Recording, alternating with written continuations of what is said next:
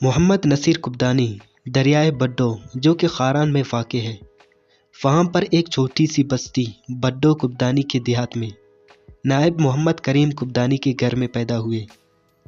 جب آپ 1 سال کے ہوئے تو والدین نے قاضی خداداد کے زیر تدریس اسلامی تعلیمات دلوانی شروع کی۔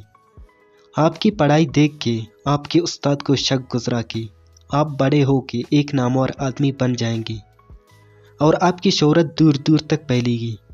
جب آپ 14 سال کی عمر کے ہوئے تو شاعری شروع کی۔ آپ کی شاعری خاران میں بہت شہرت پائی اور آپ کو معاشرے میں ایک خاص مقام حاصل ہوا۔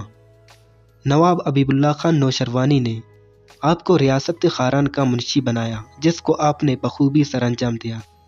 آپ خاران کے نامور شعراء میں سے تھے۔ آپ کے نام پر ایک لائبریری بھی قائم کیا گیا جو کہ نصیر قبدانی لفظان کی دیوان سے معروف ہے۔ آپ نے تقریباً 70 کے قریب نظمیں اور غزلیں لکھی ہیں اور آپ کو شاعری میں بہت بڑا مقام حاصل ہے۔ محمد نصیر قبدانی کی وفات 20 نومبر 1993 کو ہوا۔ آپ کو اپنے آبائی گاؤں میں دفن کیا گیا۔